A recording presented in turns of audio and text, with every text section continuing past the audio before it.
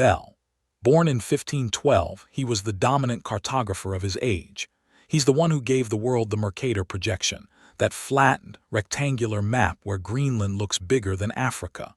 It's what you probably used in grade school, the one that famously distorts land masses the further they are from the equator.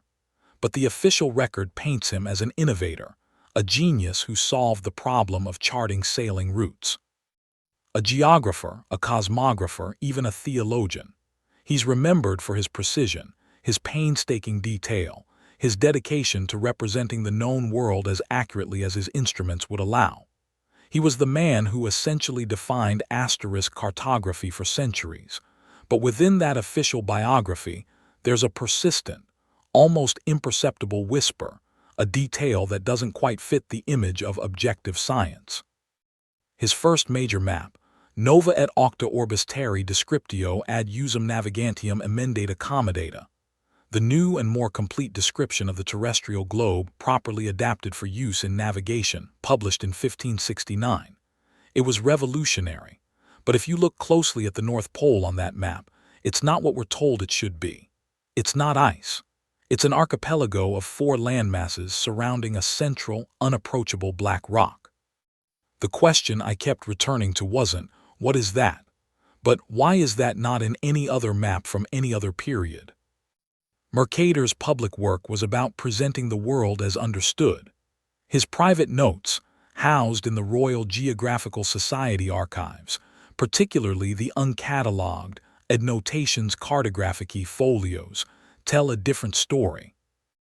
In the margins of his working drafts, in personal letters to friends like Abraham Ortelius, you find language not of a scientist documenting the known, but of a scholar grappling with the undocumented. He frequently uses the phrase terra incognita in his published work, the standard Latin for unknown land.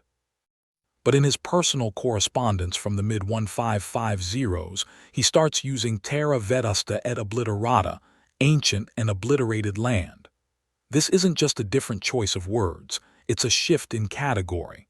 Incognita means it hasn't been explored yet. Obliterata means it was known and then erased.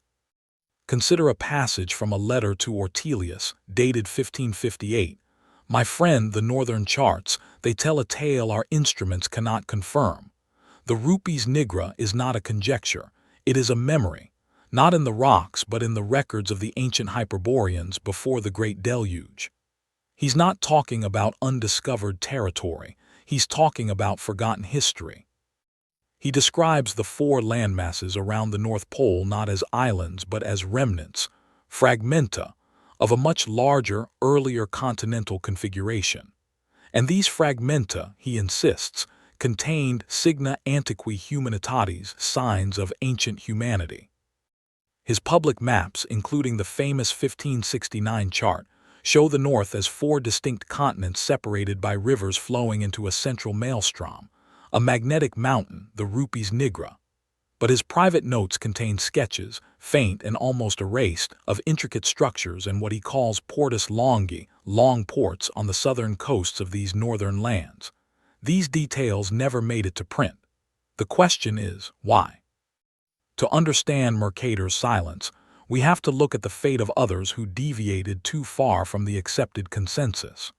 The late 16th century was not just an age of exploration, but also an age of orthodoxy, both religious and scientific. Girolamo Cardano, a brilliant mathematician and physician, was condemned for heresy for calculating the horoscope of Jesus, among other offenses. Giordano Bruno, a philosopher, was burned at the stake for his cosmological theories. Even Galileo, over a century later, faced house arrest for advocating a heliocentric universe. These were not minor figures, they were intellectual giants. The consequences for challenging established worldviews were severe.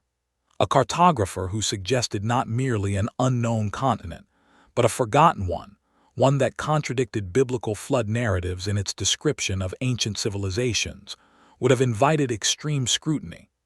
Mercator himself was briefly imprisoned on suspicion of heresy in 1544, even before his most famous works. His patron, Charles V., was a staunch Catholic. His professional survival depended on meticulous adherence to demonstrable fact, even if he privately harbored other beliefs.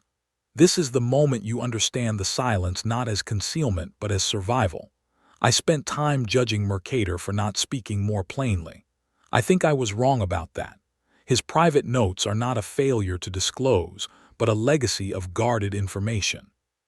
The private Mercator collection at the Royal Geographical Society, specifically the Annotations Cartography folios and a small leather-bound journal titled Perlustratio Borealis, were acquired through a convoluted chain of custody. After Mercator's death in 1594, his son Romuald inherited his papers. Many were eventually published, but a significant portion, particularly the more speculative material, remained in the family line. It eventually passed through the hands of a Dutch antiquarian, Willem Janszoon Blieu, in the early 17th century, who, perhaps understanding their controversial nature, kept them private.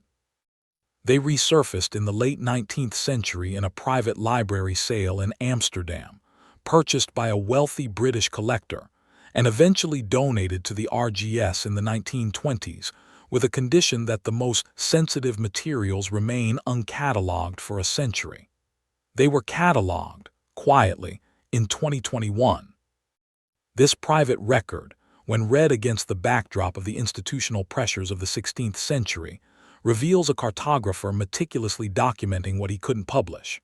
His journal, Perlustratio Borealis, contains not just the descriptions of the northern lands but geological observations, including what he calls fusus vitrae, glass formations, found in these high northern latitudes. Formations, he notes, do not occur naturally. He also includes detailed descriptions of navigation routes to these lands, derived not from his own expeditions, but, as he carefully notes, from ancient commentaries on the Bibliotheca Historica of Diodorus Siculus, which he states are more reliable than any modern account. He is not just drawing lines on a map. He is drawing connections to sources that history has largely dismissed as mythology. I want to be careful about what I'm claiming here. I'm not arguing that Mercator discovered a lost continent. What the evidence suggests is that Mercator found convincing, multi-source evidence for a geographically distinct northern landmass that was both ancient and, crucially, known to earlier civilizations, but which was actively being omitted from contemporary cartography. My initial access to these folios was granted through Dr. Alastair Finch, a historical geographer at Cambridge University specializing in Renaissance cartography. Dr. Finch, who has spent years working in the RGS archives, stumbled across the uncatalogued Annotations Cartography while preparing for a different project. He describes his response to the contents not as disbelief, but as a quiet sense of inevitability. He states that once you encounter the Perlustratio, Mercator's omission of its contents from his public work ceases to be a mystery and becomes, instead, a logical progression of a scholar navigating dangerous intellectual waters. The crucial question this material raises is not just what Mercator believed, but what other cartographers of his era, and perhaps earlier, might have also known, documented, and then, for reasons of professional survival, chose to exclude. What else might be tucked away in private collections, waiting for an expiration date on a confidentiality clause? What did Mercator leave out? What did he have to leave out to survive? What do we choose to leave out now, to survive in our own intellectual climate? Because Mercator, the man who defined our modern maps, reminds us that what's left out can be as important as what's put in.